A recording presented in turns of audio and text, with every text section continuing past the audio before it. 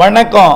செல்வகுமாரின் மேற்கு தொடர்ச்சி மலை பகுதிகள் மற்றும் கணவாய் நுழைவாயில் பகுதிகள்,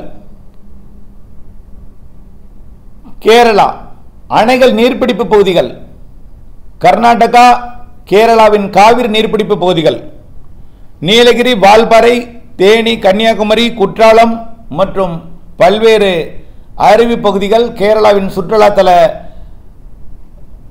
மூணாறு உள்ளிட்ட பகுதிகள். வானிலை முன்னறிவிப்பு. அதிகாரப்பூர்வ வானிலை அறிக்கைக்கு இந்திய வானிலை ஆராய்ச்சித்துறை அறிக்கையை பார்க்கவும். 2025 செப்டம்பர் 23 செவ்வாய்க்கிழமை அதிகாலை நிலவர பதிவு. வங்கக்கடலில் உருவாகியிருக்கக்கூடிய காற்றழுத்த தாழ்வு பகுதி காரணமாகவும் அது தெற்கு நோக்கி நகர்ந்த ஆந்திர பிரதேச கரையை அடையும் என்றும், அது தீவிரமடைந்து ஆழ்ந்த காற்றழுத்த தாழ்வு மண்டலம் வரைக்கும் தீவிரமடைந்து ஆந்திர பிரதேச கரையை கடக்கும் வரை தென்மேற்கு பருவமழை சற்று தீவிரமடையும். ஆந்திர பிரதேசம் தெலுங்கானா வழியாக கரை கடந்து மகாராஷ்டிராவின் மும்பை வழியாக, மும்பை கடலோரம் வழியாக குஜராத் கடலோரம் அடைந்து குஜராத் வழியாக பாகிஸ்தானுக்கு பயணிக்க போகிறது. இந்த நகர்வின் காரணமாக மேற்கு தொடர்ச்சி மலையில் மட்டும் எப்படி மழை இருக்குன்னு பார்ப்போம்.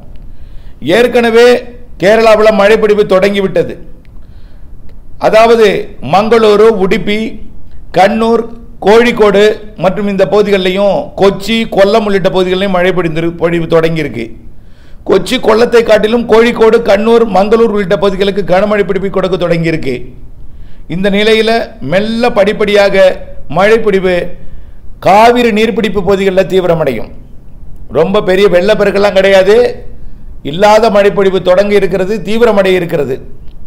ஆக வயநாடு, குடகு பகுதிகளிலையும் மைசூர் உள்ளிட்ட பகுதிகளிலையும் கர்நாடகாவின் கடலோர பகுதிகளுக்கும் தமிழ்நாட்டின் நீலகிரி மற்றும் அதாவது நீலகிரி மாவட்டத்தில் குறிப்பாக மேற்கு சரிவு, தென்மேற்கு சரிவு, அவலாஞ்சி உள்ளிட்ட பகுதிகள் மற்றும் கோயம்புத்தூர் மாவட்டத்தோட கேரள எல்லையோர பாலக்காட்டு கணவாய் நுழைவாயில் அப்பாஜி கவுண்டர்மதி மற்றும் மீனாட்சிபுரம், அதிலிருந்து அப்படியே சமத்தூர், முக்கோணம் வரைக்கும் சாரலை கொடுக்க வாய்ப்பு இருக்கு. இன்றைக்கு மதியம் சாரல் வரலாம். நீலகிரி மாவட்டத்துக்கும் வால்பாறைக்கும் நல்ல மழை பொழிவை கொடுக்கும். தேனி மாவட்டத்திற்கும் சாரலை கொடுக்கும். ஏலக்காய் சாகுபடி பகுதிக்கும் சாரலை கொடுக்கும். அப்படியே கன்னியாகுமரி மாவட்டத்தோட மேற்கு பகுதி மழைப்பொழிவு இருக்கும். அதே போல குற்றால அருவி பகுதிகளுக்கு நீர்வரத்து சற்று கூடும். இன்றைக்கு 23ஆம் தேதி செவ்வாய்க்கிழமையிலிருந்து மழைப்பொழிவு அதிகரிக்க இருக்கிறது. கன்னியாகுமரி, தென்காசி, திருநெல்வேலி, விருதுநகர் மாவட்ட மேற்கு ஓரம், அதே போல முல்லை பெரியார் அணைக்கட்டு பகுதி, தேக்கடி, சுருளி பகுதி, தேனி மாவட்ட பகுதி, கொடைக்கானல் மலைப்பகுதி, மூணாறு உள்ளிட்ட கேரள பகுதி, அமராவதி நீர்பிடிப்பு பகுதி, மறையூர் மற்றும் அமராவதி உள்ளிட்ட தெற்கு ஓரம், வால்பாறை பகுதி மற்றும் அப்படியே பொள்ளாச்சி பகுதி, பொள்ளாச்சி தெற்கு பகுதி, அப்படியே அப்பாச்சி கொண்டமதிலிருந்து பொள்ளாச்சி வடக்கு மற்றும் பொள்ளாச்சி மேற்கு பகுதி, அப்படியே சிறுவாணி பகுதி, நீலகிரி மாவட்டத்தோட எல்லையோர பகுதி, அட்டப்பாடியிலிருந்து அப்படியே மருதமலை வரைக்கும் உள்ள பகுதிகள், அப்படியே நீலகிரி மாவட்டத்தோட ஊட்டி வரைக்கும் உள்ள பகுதிகளுக்கு நல்ல மழை பொழிவு இன்றைக்கு கொடுக்கும். சாரலை கொடுக்கும் தமிழ்நாட்டுக்கு. ரைட். 23ஆம் தேதி மதியம் மாலை தான் இந்த சாரல். இரவு தீவிரம் குறைஞ்சி பின்வாங்கிறோம். மீண்டும் கேரளாவில் பெய்து கொண்டிருக்கக்கூடிய மழை மீண்டும் நாளைக்கு புதன்கிழமை 24ஆம் தேதி மீண்டும் மதிய மாலையில் சாரலை கொடுக்கும். இப்படி தினசரி மதிய மாலை முன்னிரவில் சாரலை கொடுக்கும். பிறகு அதிகாலையிலையும் கொடுக்கலாம். அது இரவு நேரத்தில் உள்ளே போயிடும். அதிகாலை நேரத்தில் மீண்டும் வரும். அதிகாலையில் வரும், மீண்டும் மதியத்தில் வரும். இப்படியே 26ஆம் தேதி வரைக்கும் இந்த சாரல் இருக்கு. 26ஆம் தேதி வரைக்கும் சாரல் இருக்கு. அறிவிக்கப்பட்ட இடங்களில் 26ஆம் தேதி வரை மழை இருக்கு. தமிழ்நாட்டிலும் வங்கக்கடலோரம் வரைக்கும் மழை இருக்கும். தமிழ்நாட்டிலும் வங்கக்கடலோரம் வரைக்கும் மழை இருக்குன்னு ஏற்கனவே அறிக்கைப்படுத்தப்பட்டிருக்கு. மேற்கு தொடர்ச்சி மலையில் 26ஆம் தேதி வரைக்கும் கண்டிப்பாக மதியம், மாலை, இரவு, அதிகாலை நேரத்தில் சாரல் இருக்கும். 27ஆம் தேதியும் சாரலுக்கு வாய்ப்பு இருக்கு, இல்லைன்னு சொல்லலை. மேற்கு தொடர்ச்சி மலையில் மட்டும் 27ஆம் தேதியும் சாரல் இருக்கு. ஆக மேற்கு தொடர்ச்சி மலைப்பகுதியை பொறுத்த வரைக்கும் 27ஆம் தேதி வரைக்கும் உறுதியாக சாரல் இருக்கு. 28ஆம் தேதி விலகிடும். ஆக 23, 24, 25, 26, 27 ஆகிய 5 தினங்களுக்கு நல்ல ஒரு மழை கேரளாவில் கொடுக்கும். தமிழ்நாட்டு நீலகிரி, வால்பாறை, அப்பாச்சி கொண்டர்மதி, சிறுவாணி மற்றும் அப்படியே அட்டப்பாடி கேரளாவோட ஒட்டுமொத்த பகுதி, மூணாறு பகுதி, வால்பாறை பகுதி, மறையூர் பகுதி, கொடைக்கானல் மலையோட மேற்கு பகுதி, தேனி மாவட்டத்தோட பகுதிகள், முல்லை பெரியார் அணைக்கட்டு பகுதி, சுருளி, தேக்கடி மற்றும் கன்னியாகுமரி, திருநெல்வேலி மாவட்டத்தில் மேற்கு தொடர்ச்சி மலை, அணைகள் நீர்பிடிப்பு பகுதிகள், இங்கெல்லாம் நல்ல மழைப்பொழிவு 5 நாட்களுக்கு இருக்கிறது என்பதை தெரியப்படுத்த விரும்புகிறேன். இந்த மழைப்பொழிவு 28 இருந்து இடைவெளி கொடுக்கும். 28 வரக்கூடிய 2ஆம் தேதி வரைக்கும் இடைவெளி. 3ஆம் தேதி, 4ஆம் தேதி, 5ஆம் தேதி கூட கொஞ்சம் பெரிய அளவில் மழை இல்லைன்னா கூட 2வது வாரத்தின் முற்பகுதியிலிருந்து மழை தீவிரமடையும். 2வது வாரத்தில் 2 நிகழ்வு. 5ஆம் தேதியிலிருந்து மழை இருக்கும். மேற்கு தொடர்ச்சி மழையில் 2வது வாரத்திலிருந்து தான் இருக்கும். இறுதிக்கட்ட உச்சபட்ச தென்மேற்கு பருவமழை அந்த நிறைவடையக்கூடிய அந்த 2வது வாரத்தில் தீவிரமாக இருக்கும். கண்டிப்பாக ஒரு தீவிர புயல் ஒன்று ஆந்திர பிரதேச கரை கடக்கும் பொழுது தென்மேற்கு பருவமழை தீவிரமாக இருக்கும். கேரளாவுக்கு அதிக மழை பொழிவை கொடுக்கும். அப்படியே கர்நாடகா, தெலுங்கானா, ஆந்திர பிரதேசத்துக்கும், அப்படியே மகாராஷ்டிரா, கோவா, கர்நாடகா வரைக்கும் நல்ல மழை பொழிவை கொடுக்கும். தமிழ்நாட்டுக்கும் நல்ல மழை இருக்குன்னு ஏற்கனவே சொல்லியிருக்கிறோம். ஆக இப்பொழுது இருக்கக்கூடிய இந்த நிகழ்வின் காரணமாக 27ஆம் தேதி வரைக்கும் கேரள எல்லையோரத்தில் தமிழ்நாட்டின் மேற்கு தொடர்ச்சி மலையில் அணைகள் நீர்பிடிப்பு பகுதிகளில் நல்ல மழை பொழிவு இருக்கும்.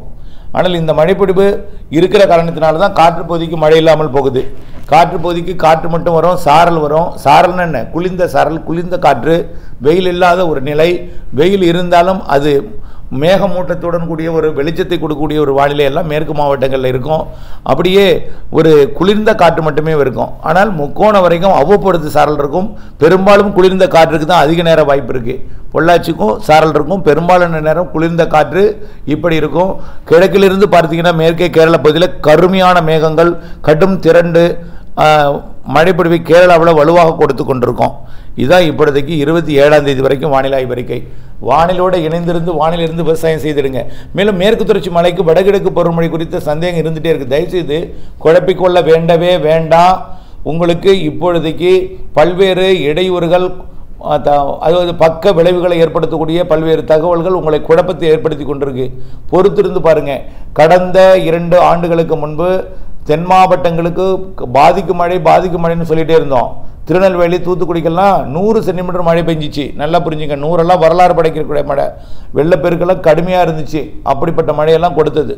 இந்த வருடம் மேற்கு தொடர்ச்சி மழைக்கும் மழை இருக்குன்னு சொல்கிறோம். அந்தமாரி பாதிக்கும் மழைன்னா கூட நிகழ்வுகள் அரபிக்கடல் போய் அரபிக்கடலோட காத்திருக்கோம். இப்போ பாருங்கள், தென்மேற்கு பருவமழை நிறைவடைந்திருந்தாலும் அந்த பாகிஸ்தான் பகுதிக்கு போகுது. ஒடிசா ஆந்திர பிரதேசம் வந்து தெற்கு நோக்கி வந்து தான் ஆந்திர பிரதேசம் வழியாக கரை கடக்க போகுது. ஏன் தெற்கு நோக்கி வருகிறது? இவையெல்லாம் பார்க்கணும். வழக்கத்திற்கு மாறான ஒன்று தானே தெற்கு நோக்கி வருகிறது. தெற்கு நோக்கி வந்து ஆந்திர பிரதேசம் வழியாக எப்பொழுதுமே ஏன் மியான்மர்லேருந்து கொல்கட்டா போனது, கொல்கட்டாவிலேருந்து பீகார் தானே போகணும்.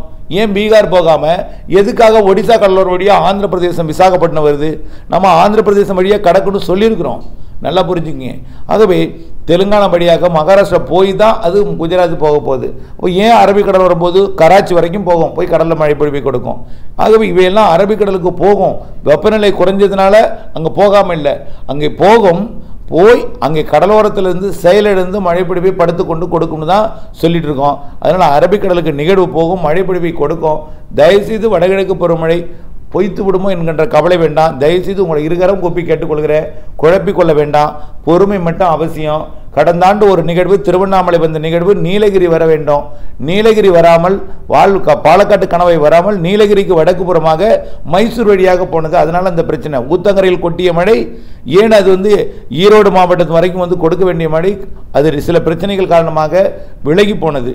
அப்படியெல்லாம் விலகி போகிறதுக்கு வாய்ப்பில்லை. எல்லாம் பாயிண்டில் தான் இருக்கும். காற்றோட செட்டாவதை பொறுத்தான் மழை. நிகழ்வு வழித்தடம் என்பதும் ஏதோ காற்று என்பது பல கிலோமீட்டர் விட்டத்தில் கொண்டது. அதோட சுழற்சியோட அகலமெல்லாம் ஏதோ கொஞ்சம் ஒதுக்கிட்டு போனிச்சுன்னா மலைக்கு தெற்கு புறம் வந்தால் ஒட்டுமொத்த பெய்யும், மலைக்கு வடக்கு புறம் வந்தால் ஒதுக்கத்தான் செய்யும். ஆகவே வடமேற்கு காற்று குவிதல் என்பது இருக்காது. ஆகவே தயவுசெய்து புரிஞ்சுக்கிங்க. மழைப்பொழிவு கடந்த ஆண்டு போல பொய்த்து விட்டு போகும் இந்த கணவாய் பகுதிகளுக்கெல்லாம் குழப்பிக்கொள்ள வேண்டாம்.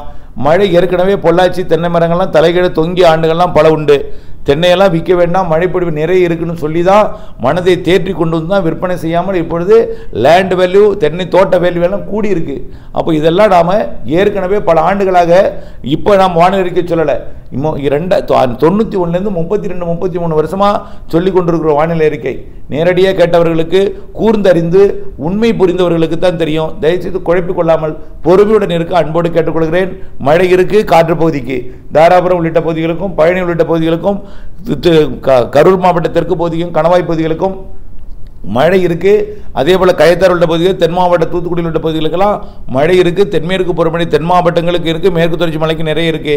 தயவுசெய்து பொறுமை காக்க அன்போடு கேட்டுக்கொள்கிறேன். பெய்யும் பொழுது உங்களுக்கு புரிய வரும். இணைந்தே இருங்கள் அப்டேட்ஸுடன். நன்றி.